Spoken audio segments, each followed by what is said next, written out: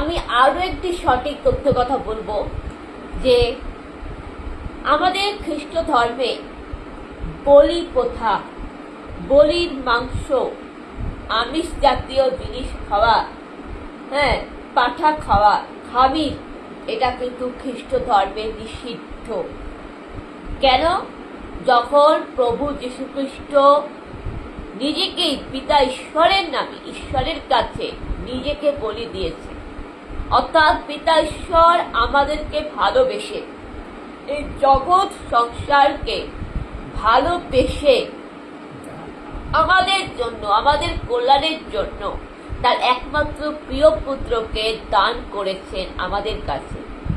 পিতা ঈশ্বর আমাদেরকে ভালোবেসে তার একমাত্র প্রভু যীশু খ্রিস্টকে আমাদের জন্যই বলি দিয়েছে।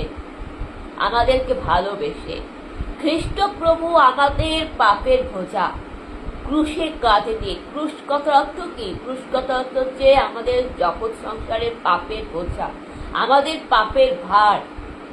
পাপের ভার এবং আমাদের জগতের পৃথিবীটা, কুসংস্কার, অন্ধবিশ্বাস, রোগ ব্যাধি সবকিছু তিনি ক্রুশে নিজের কাঁধে নিয়ে তিনি নৈবেদ্য হিসেবে নিজেকেই বলি দিয়েছে, অর্থাৎ বলি হিসাবে খ্রিস্টপ্রভু নিজেকেই স্বয়ং বলিদান করেছেন ঈশ্বর পুত্র। তাই আমাদের খ্রিস্ট ধর্মের বলি প্রথা, মাংস খাওয়া, খামির খাওয়া, ছাপ বলি এবং আমিষ খাওয়া কিন্তু নিষিদ্ধ। যেখানে প্রভু যীশু খ্রিস্ট নিজেকেই বলেছিলেন যে এই পরম প্রসাদ পবিত্র রুটি খাও, এটা আমার শরীর, এই দ্রাক্ষারসটা খাও, এটা আমার রক্ত। আর আমরা চার্চে যে রুটি দ্রাক্ষারস খাই, আমরা কিন্তু খ্রিস্ট का शरीर আমেন বলে খাই। যখন আমরা রুটি আর দ্রাক্ষারসটা খাই, তখন আমরা এটা বলে করি যে मैं प्रभु यीशु की भोज खाती हूँ, मेरे अंदर प्रभु यीशु है, मैं प्रभु यीशु के अंदर हूँ, मेरा शरीर प्रभु यीशु का है। আর যেখানে বাইবেলের কুরন্থীয় অধ্যায় লেখা আছে যে খ্রিস্টানিটি চার্চ অফ গড, খ্রিস্ট মণ্ডলী হলেও খ্রিস্টের শরীর। আমরা হচ্ছে খ্রিস্টের শরীর, আমাদের মস্তক হচ্ছে খ্রিস্ট। সেই কারণে খ্রিস্ট ধর্মে কিন্তু মাংস খাওয়া নিষিদ্ধ, কারণ প্রভু যীশু খ্রিস্ট নিজেই এটা বন্ধ করেছিলেন। কারণ আমরা প্রভু যীশু খ্রিস্টকে গ্রহণ করি, যখন আমরা প্রসাদ রুটিটা খাই, ওটা খ্রিস্টের দেহ, আমরা খ্রিস্টের দেহ। অর্থাৎ খ্রিস্ট বলেছিলেন যে খ্রিস্টানরা তার মাংস ভক্ষণ করবে, পবিত্র রুটিটাকে পবিত্র রুটি হিসাবে তার দেহ ভক্ষণ করবে। এবং যীশু খ্রিস্ট নিজেই বলেছিলেন 7 জনে, যেখানে লেখা আছে যে প্রভু যীশু খ্রিস্ট বলছে আমি সেই জীবন্ত রুটি। প্রভু যীশু খ্রিস্টই হলেন পৃথিবীর উত্তম খাদ্য। তাই আমরা যখন প্রসাদটা খাই, সেই উত্তম খাদ্য এটা মনে করে যে প্রভু যীশু খ্রিস্টের জীবন্ত রুটি, প্রভু যীশু খ্রিস্টই পৃথিবীর উত্তম খাদ্য, যিশুর শরীর গ্রহণ করি আমরা। অর্থাৎ প্রভু যীশু খ্রিস্ট আমাদের মধ্যে রয়েছে, আমরা খ্রিস্ট का शरीर আমেন বলে সেই প্রসাদটা খাই। আমেন কথার অর্থ হচ্ছে তথাস্তু, সংস্কৃত ভাষায় বলে তথাস্তু, এটাই হবে, এটাই হোক, এটাই হচ্ছে আমেন।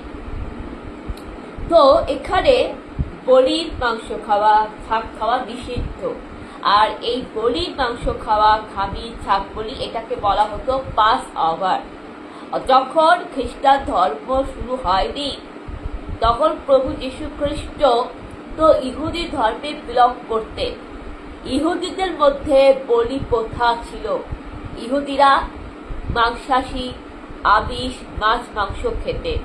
ইহুদি ধর্মের কালচার হচ্ছে মাছ মাংস খাওয়া।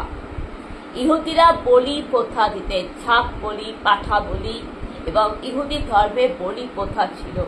এবং পাসাবার বিস্তার পর্ব যেটা উৎসব, সেটা কিন্তু ইহুদিরা পালন করতেন, ইহুদি ধর্মের কালচার ছিল। এবং সেই ইহুদিদের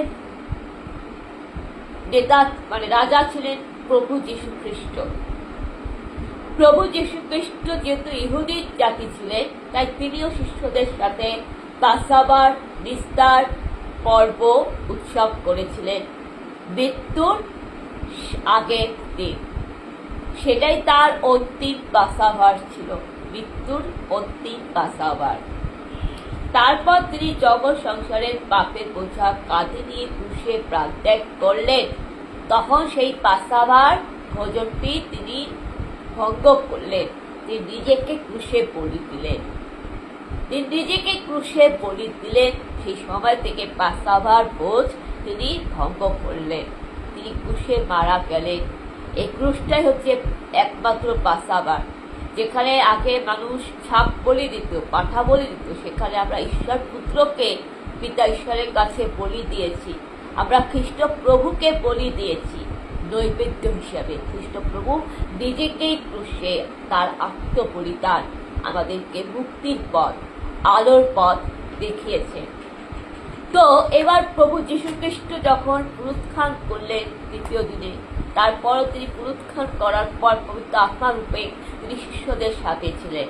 40 দিন পর্বে যখন তিনি স্বর্গে গেলেন, তিনি সবাইকে বললেন যে তোমরা পশু পাখি হত্যা করো না, বলি দিও না। অর্থাৎ এটা তিনি কখন বলছে?